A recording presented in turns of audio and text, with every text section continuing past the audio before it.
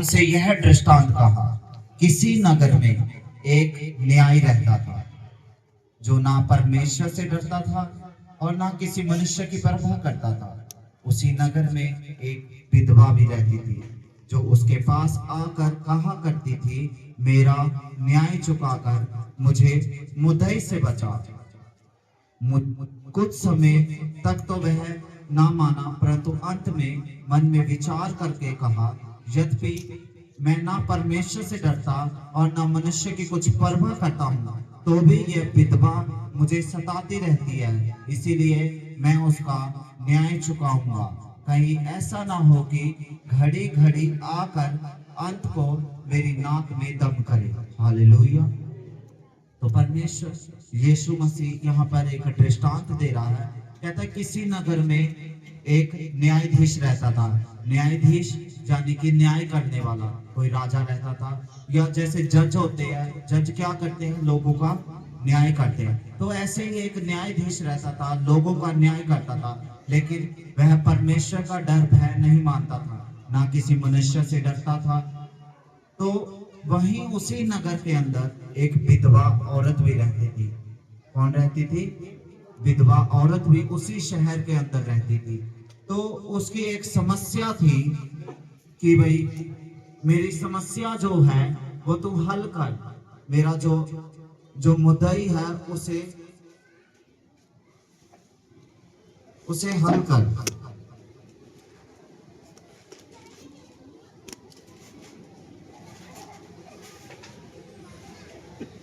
तो वो काफी ज्यादा परेशान थी। वो एक दिन गई उसके पास, न्यायाधीश मेरा न्याय कर। उसने उसे इग्नोर किया कि तुम कहाँ और मैं कहाँ हूँ। तो दूसरे दिन ऐसे फिर उसने कहा, तीसरे दिन वो लगातार जाती रही कि भाई मेरा न्याय चुका, जो मेरी समस्या उस समस्या को दूर कर। वो कह रहा कि मैं परमेश्वर का डर भय भी नहीं मानता, ना मनुष्य से डरता, तो ये औरत क्यों मेरे पास आ रही है बार बार? क्यों ना मैं इसकी जो समस्या है इसका हल कर दूं। नहीं तो ये बार बार आकर मेरी नाक में दम करेगी जब तक मैं इसका न्याय ना कर दूं। तो वो क्या करता है, वो उसका न्याय चुका देता है, यानी कि जो समस्या होती है तो उसकी समस्या का हल कर देता है। तो वो एक जो परमेश्वर का डर भय ना मानने वाला इंसान, जो मनुष्य को अपने तुल्य नहीं समझता, एक बुरा इंसान उसका न्याय चुका सकता है, तो परमेश्वर हमारी क्यों ना सुनेगा? परमेश्वर हमारा न्याय क्यों ना चुकाएगा? परमेश्वर जैसे वो औरत बार बार उसे कहती रही, जब तक उसकी समस्या का हल नहीं हुआ, वो बार बार जाती रही कि मेरी समस्या का हल कर, मेरी समस्या का हल कर, मेरी समस्या का हल कर। 1 दिन गई, 2 दिन गई, 5 दिन गई, 10 दिन गई, जब तक उसका हल नहीं हो गया। लेकिन फिर उस राजा ने क्या कहा कि मैं क्यों ना इसका न्याय कर देता हूँ, और उसने क्या कर दिया, उसका न्याय कर दिया, उसकी समस्या को दूर कर दिया। परमेश्वर कहता है कि भाई मैं ये एक इंसान जो परमेश्वर का डर भय भी नहीं मानता वो कर सकता है, तो मैं तुम्हारी क्यों ना करूंगा समस्या दूर? तुम मुझे पुकारो तो सही। क्या तुम पुकारते हो परमेश्वर को? एक दिन तुम्हारी समस्या हल नहीं होती, 2 दिन, तीसरे दिन तुम प्रार्थना करना ही छोड़ देते हो कि परमेश्वर तो सुन ही नहीं रहा है। एक भाई की टेस्टमनी है। एक भाई था 20 साल का, चीन के अंदर, और चीन के अंदर बहुत ही ज्यादा परमेश्वर का इतना निरादर होता है, और वहां पे गैर कानूनी घोषित किया गया है। वहां पे कोई ऐसे प्रचार नहीं कर सकता जैसे यहाँ हम कर सकते हैं। ऐसे यहाँ पे जैसे चर्च लग रही है वहां पे चर्च नहीं लगा सकते, कोई बैठकर आराधना प्रार्थना नहीं कर सकते हैं। बहुत ही ज्यादा गलत है उनके नजरों में। और चीन वाले जो कोई पकड़ लेता है, उन्हें प्रचार करते या प्रार्थना करते या महिमा करते, तो उन्हें जेल के अंदर डाल देते हैं। तो वो भाई था, 20 साल का था, और वो 4-5 जन परमेश्वर का वचन छुप कर पढ़ रहे थे, परमेश्वर की आराधना करते थे। वो रोज छुप के एक घर के अंदर 4-5 लोग, ज्यादा नहीं, सिर्फ 4-5 लोग छुप के करते थे। अपने भी घरों के अंदर छुप कर उन्हें प्रार्थना करनी पड़ती थी। एक दरवाजे के पास कोई खड़ा होता, और बाकी फिर प्रार्थना करते थे। यहाँ पे तो कुछ भी नहीं है। वहां पे इतना, फिर क्या हुआ, इतना था जाने की बहुत ही डेंजर था, और डेंजर होने के कारण वो बहुत ही छुप कर करते थे। तो एक दिन अचानक क्या हुआ, पुलिस वाले उनकी निगरानी कर रहे थे और उस 20 साल के भाई को पकड़ लिया और बाकी सब भाग गए। और पकड़ने के कारण उसे जेल के अंदर ले गए, उसे बहुत ही मारा पीटा, बहुत ही ज्यादा उस पर अत्याचार किए कि तू परमेश्वर को क्यों मानता है, तो परमेश्वर परमेश्वर तुझे क्या देगा। उसने कहा मुझे परमेश्वर अनंत जीवन देगा, इसलिए मैं मानता हूँ। तो वो कह रहे कि तेरे तेरे साथ पास्टर तेरा कौन है, तेरा अगबा कौन है, या तेरे साथ जो बहन भाई थे वो और कहाँ है। वो उससे पूछने लगे, लेकिन उसने किसी का भी नाम आगे नहीं आने दिया। वो चाहता तो वो बता सकता था कि मेरे साथ ये भी भाई था, वो भी भाई था, ये बहन थी, वो उनको फंसा सकता था, लेकिन उसने उन्हें नहीं फंसाया बिल्कुल भी। उसने सिर्फ अपने ही को देखा कि मैं इस मौत में पड़ा हूं तो दूसरे को ना आने दो। ऐसे ही उसके अगबे का भी अपने नाम नहीं आने दिया, जाने की फिर उस पे इतनी मार कूट के उसके हाथ पैर मरोड़ दिए, उसके ऊपर उबलता हुआ पानी फेंका गया, उसके सारे कपड़े उतार के पूरा शरीर उसका छल्ली छल्ली हो गया, पूरा शरीर उसका जल गया। वो काफी ज्यादा टूट चुका था, निराश हो चुका था, लेकिन एक बार भी उसने परमेश्वर को शिकायत नहीं की कि परमेश्वर मैं तो तेरी हजूरी में भी बैठता था, वचन भी पढ़ता था, प्रार्थना भी करता था, तो ये इतना अत्याचार मेरे साथ क्यों हो रहा है, क्यों मेरा शरीर छल्ली छल्ली हो गया है, क्यों मैं अपने घर से दूर हो गया हूं। एक बार भी उसने शिकायत नहीं की। क्यों नहीं की? क्योंकि वो परमेश्वर के वचनों को जानता था, और वो काफी ज्यादा बहुत ही ज्यादा मुश्किल में पड़ चुका था। उसे कुछ काफी दिन उसे खाना नहीं दिया जाता था, पानी नहीं पिलाया जाता था, इतना ज्यादा उसको सांस लेने की मुश्किल हो चुकी थी। और उसके हाथ पैर ऐसे सारे तोड़ दिए थे, एक बड़े डंडे से, मोटे डंडे से उसके पैरों पे गिट्टों पे मारा गया, हम देख भी नहीं सकेंगे। और वो एक लड़का सहरा, ये हकीकत बातें हैं। चीन के अंदर ऐसा ही होता है, हम कहीं भी सर्च करें तो चीन के अंदर प्रचार करना गैर कानूनी घोषित किया था। तो काफी ज्यादा वो होता रहा, लेकिन वो वहां पर भी परमेश्वर का डर भय मानता रहा काफी ज्यादा। लेकिन उसे पूछ रहे, उसे लोग जो पुलिस वाले थे वो उसे जैसे कि मीठी मीठी बातों में बोलने लगे कि हम तुझे घर जाने देंगे, तू अपने अगबे के बारे में बता दे, तेरा अगबा कौन है, अपने दोस्तों के बारे में बता दे, हम तुझे अभी घर जाने देंगे। हम उसकी जगह होंगे तो क्या करेंगे, हम जल्द से जल्द बता देंगे मेरा अगबा ये है, मेरे साथ जे प्रार्थना कर रहे थे, मुझे छोड़ो मैं घर जा रहा हूँ, कहेंगे है ना। क्यों? क्योंकि हम परेशानी नहीं सहना चाहते। लेकिन उसने फिर भी मौत को ही चुना कि मैं परमेश्वर के लिए जो कुछ भी हूँ, परमेश्वर के लिए ही मेरा मरना है, परमेश्वर के लिए ही मेरा जीना है।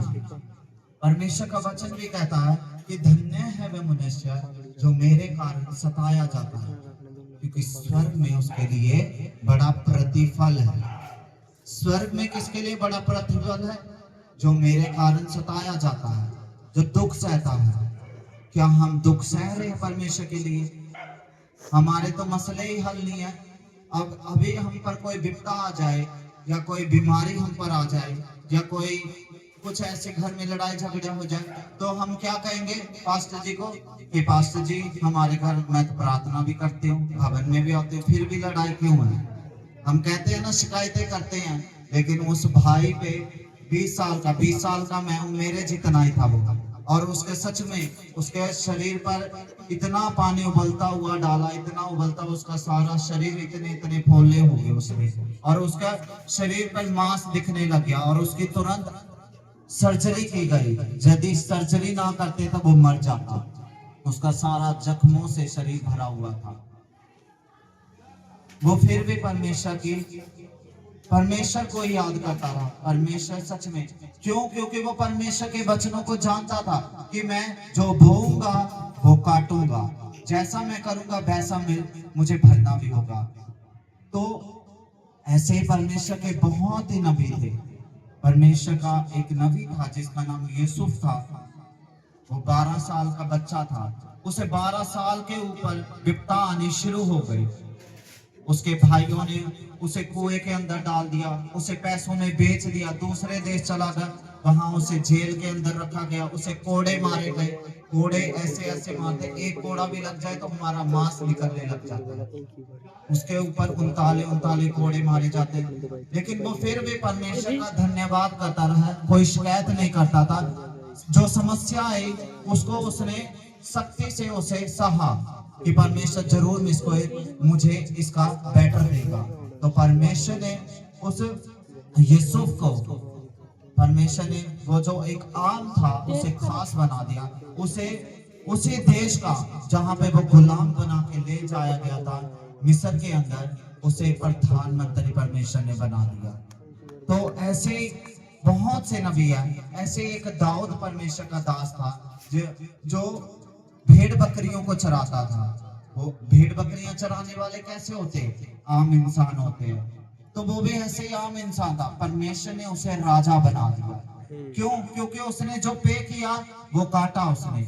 ऐसे ही औरत भी थी। औरत एक एस्तर नाम था जिसका, और वो अपने यहूदी को अपनी जात के लिए लड़ी, खड़ी हुई कि हम परमेश्वर के लोग हैं। वो अपनी जान हथेली पर देकर कि मैं जो कुछ भी करूंगी परमेश्वर के लिए करूंगी, अपनी कौम के लिए करूंगी। परमेश्वर ने उस आम औरत को रानी बना दिया। तो परमेश्वर जैसा हम करेंगे वैसा हमें भरेंगे, यानी कि जैसा हम काटेंगे वैसा हम पाएंगे। तो अब कह रहा है यहाँ पे परमेश्वर के दास ने जैसा बोया था वैसा उसने काटा था। तो हम भी जैसा बोएंगे वैसा ही हम काटेंगे। तो हम पर कोई विपदा आती है, कोई समस्या आती है, कोई परेशानी आती है, तो हमने उस टाइम घबराना नहीं है। हमने उस समस्या का हल देखना है और अपने आप को दृढ़ करना, मजबूत करना। अब जे राजा, प्रधानमंत्री या रानी ऐसे बन गए क्या? इन्होंने क्या किया था? स्ट्रगल सहा था, दुख सहा था। ऐसे ही हमने भी, जब हमें, अब देखो वो भाई था 20 साल की उम्र में, उसे इतना मारा गया, कूटा गया, और आपके पति कोई मारे कूटे तो आप घर में कई महीने बैठे रहोगे कि मेरा तो पति मारता कूटता है, मेरा दादा या नाना या मेरे घर का जो हेड है वो मुझे मारता कूटता है, मुझे चर्च में नहीं आने दे रहा है। हम यहीं से रुक जाते हैं, लेकिन उसको देखो वो कितनी समस्याओं को झेल रहा है। इसीलिए हमने खड़े होना है। थोड़ा स्ट्रगल होगा, थोड़ी विपदा आएगी, थोड़ी मुश्किल आएगी, लेकिन पूरी जिंदगी नहीं रहेगी। परमेश्वर तुम्हारी जिंदगियों को बदल देगा। लेकिन कब बदलेगा? जब तुम खुद अपना स्टैंड लोगे। आप एक कदम बढ़ाओगे, परमेश्वर आपके लिए 10 कदम बढ़ा देगा। तो इसीलिए आपने परमेश्वर का डर भय मानते रहना है। कोई भी गलत काम, किसी भी तरह का गलत काम नहीं करना। अब हमें कहा गया, परमेश्वर के दास ने, परमेश्वर के वचन में ही लिखा है कि हमें अपना दसवांत देना चाहिए। क्या हम अपना दसवांत दे रहे हैं? दसवांत अपने समय का कितना बनता है? 2 घंटे 40 मिनट बनते हैं। क्या हम 40 मिनट दे रहे हैं? 2 घंटे 40 मिनट नहीं दे रहे हैं। तो हमारी समस्याएं इतनी बड़ी बड़ी है, हल हो नहीं रही है। हल क्यों नहीं हो रही है? तुम तो परमेश्वर की सुन नहीं रहे, तो परमेश्वर तुम्हारी कैसे सुनेगा? अब मान लो एग्जाम्पल के तौर पे मैं हूँ, मेरे पापा जी से कहूँ, पापा जी मैंने कार ले लिया, पापा मुझे कार ले दो, और मैं बेविचार करता हूँ। पापा जी को मेरे पता है कि तू बेविचार करता है, तो पापा जी पहले कहेंगे तू पहले बेविचार छोड़, तब मैं तुझे क्या दूंगा? कार लेके दूंगा। तो मैं फिर अगले दिन 1 महीने बाद कहूँ, पापा जी मुझे कार लेके नहीं दी, आपने कहा था कार ले दूंगा। पापा जी ने फिर कहा तू बेविचार छोड़, मैं तुझे कार ले दूंगा। कार तेरे लिए मैंने रखी हुई है, लेकिन कब दूंगा? जब तू बेविचार छोड़ देगा। कब दूंगा? जब तू बेविचार छोड़ देगा। लेकिन ऐसे ही चलता रहा, मुझे कार तो मिली ही नहीं, क्योंकि मैंने बेविचार अभी तक छोड़ा ही नहीं। जब तक तुम बेविचार, बुराइयां, लड़ाई झगड़ा, निंदा बुराई, चुगली, नहीं छोड़ते तब तक तुम्हारी आशीषें रुकी रहती है। इसीलिए तुमने आशीषों को पाना है तो अपने सबसे पहले अपने चाल चलन को सुधारना है। हमारे प्रार्थना का समय कितना है? 2 घंटे 40 मिनट। अब हम पहले से ही घबरा जाते हैं कि 2 घंटे 40 मिनट मेरे से कहाँ होगी। पहाड़ियाँ कितनी होती है? 20 होती है, 25 होती है, 50 होते हैं। क्या हम डायरेक्ट ऐसे ही चढ़ सकते हैं पहाड़ियों पे? नहीं, एक करके दूसरी, दूसरी करके तीसरी, तीसरी करके चौथी, ऐसे हम धीरे धीरे कर ऊपर चढ़ जाते हैं, हमें खुद को भी पता नहीं चलता। तो ऐसे ही परमेश्वर कहता है कि तू 10 मिनट तो प्रार्थना में बैठ, 10 के बाद 15 अपने आप मैं कर दूंगा। 15 मिनट बैठेगा, 20 मिनट कर, 20 मिनट करे 25 मिनट कर, 25 मिनट करे आधा घंटा कर, 1 महीना की आधा घंटा, 2 महीने की आधा घंटा, फिर थोड़ी बढ़ा दे, पौना घंटा कर दे, घंटा कर दे, ऐसे 2 घंटे कर दे। कब 2 घंटे 40 मिनट हो जाएंगे तुम्हें खुद को भी पता नहीं चलेगा। लेकिन तुमने क्या है? एक स्टैंड लेना। स्टैंड कैसे लिया जाएगा? जब हम अपने आप को तैयार करेंगे। जब तक हम अपने चाल चलन को नहीं सुधारते तब तक हमारा कुछ भी नहीं हो सकता। परमेश्वर ने हमारे हाथ में जीवन और मृत्यु दोनों दे दिया। तुमने जीवन को लेना है या मृत्यु को लेना, वो तुम्हारे हाथों में है। आशीष को लेना है या श्राप को लेना, वो तुम्हारे हाथों में है। अब क्या आप चाहते हो कि मैं जीवन को लूं, आशीष को लूं, लेकिन काम तुम्हारे श्राप वाले, मृत्यु वाले। इसीलिए इंसान, परमेश्वर कहता है सदूकियों और फरीसियों को कहता है कि तुम बर्तन को बाहर से तो मांगते हो, अंदर से भीतर से ऐसे ही गंदा पड़ा है। इसलिए तुम पहले भीतर से अपने आप को साफ करो, यानी कि पहले तुम अपने आप को साफ करो, बाहर से दिखावे वाला जीवन ना जियो। कोई तुम्हारी चुगली कर रहा है तो तुमने बिल्कुल भी उसकी चुगली नहीं करनी है। कोई तुम्हारे बारे में गलत गलत दोष लगा रहा है, तुमने कुछ गलत किया भी नहीं, लेकिन फिर भी दोष लगा रहा है, तुम्हें गालियां निकाल रहा है, तुम्हें ताने मार रहा है। क्यों मार रहे हो? क्योंकि परमेश्वर चाहता है कि आपको बेस्ट दो, बढ़ा दो। अब मान लो एग्जाम्पल के तौर पे कोई भाई है, मान लो शिमोन है, तो शिमोन भाई को अब इसके परमेश्वर इसको कुछ बेस्ट देना चाहता है, तो वो क्या ऐसे ही दे देगा? बेस्ट इसे ऐसे ही मिल जाएगा? सभी बोलो, नहीं मिलेगा। क्यों नहीं मिलेगा? क्योंकि जब तक ये पे नहीं करेगा, जैसा ये पे करेगा वैसे ही ये काटेगा। तो अब परमेश्वर सोच रहा है कि मैं इसको बेस्ट दूं। बेस्ट देने से पहले वो इसकी थोड़ी क्या करेगा? परीक्षा लेगा, इसे थोड़ा क्या करेगा? वो टेढ़ा करेगा कि ये तब मेरे भवन में आ रहा है कि नहीं आ रहा। अब मान लो परमेश्वर का वचन कहता है कि 7वां दिन किसे देना है? परमेश्वर को देना है। और परमेश्वर के दास ने, पिछली बार हमने सुना था कि परमेश्वर के दास की हमने बातों को मानना सुना था ना। तो कितने बजे परमेश्वर का भवन लगता है? 3 बजे लगता है, हमें सबको पता है। तो हम आते कितने बजे? 4 बजे, पौने 4 बजे, 3:30 बजे, 3:15 बजे, 3:05 पे 3 बजे। देखो आंटी है, हरभजन कौर आंटी, ये इतने बुजुर्ग है लेकिन फिर भी 3 बजे से पहले यहाँ पे आके बैठ जाते हैं। वो एक बूढ़ी औरत बैठ सकती है, ये भाई वंश पहले आके बैठ सकता है, अजय भाई पहले आके बैठ सकता है, तो क्या हम नहीं बैठ सकते हैं? बैठ सकते। परमेश्वर उस दाऊद को राजा बना सकता है, उस यूसुफ को प्रधानमंत्री बना सकता है, उस औरत को रानी बना सकता है, तो क्या हमें नहीं बना सकता? बना सकता। लेकिन हम खुद ही क्या है? नहीं बनना चाहते। तो इसीलिए हमने क्या है? समय सर आना है। 3 बजे का समय दिया, सच में आप जैसा परमेश्वर को दोगे वैसा ही आपको देगा। आप सोचते हो कि हमें लोग देख रहे हैं, हमें पास्टर देख रहा है, पास्टर देख रहा, कुछ भी देख रहा है, लेकिन पास्टर कुछ भी नहीं कर सकता। करेगा तो कौन करेगा? परमेश्वर करेगा। इसीलिए हमने अपने चाल चलन को क्या करना पड़ेगा? क्या करना पड़ेगा? सुधारना पड़ेगा। वो सुधरेगा कैसे? जब हम अपनी कमियों को निकालेंगे। हम रात को सोते हैं तो हमने देखना कि आज हमने क्या किया है। अब किरण बहन खड़े होना।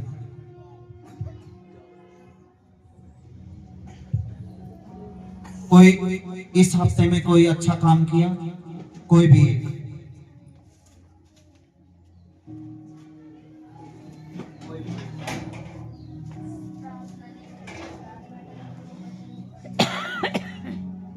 सभी परमेश्वर का धन्यवाद करेंगे।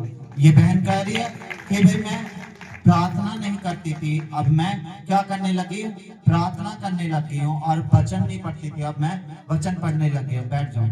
तो देखो इसने क्या किया, एक स्टैंड लिया। पहले ये क्या नहीं करती थी, प्रार्थना नहीं करती थी, अब इसने स्टैंड लिया तभी ये करने लगी है। या नहीं तो ये तो वैसे पहले भी चलती थी, अब भी चलती रहती, कोई भी टेंशन नहीं थी। आपने स्वर्ग लेना है तो आपको कुछ सहना पड़ेगा।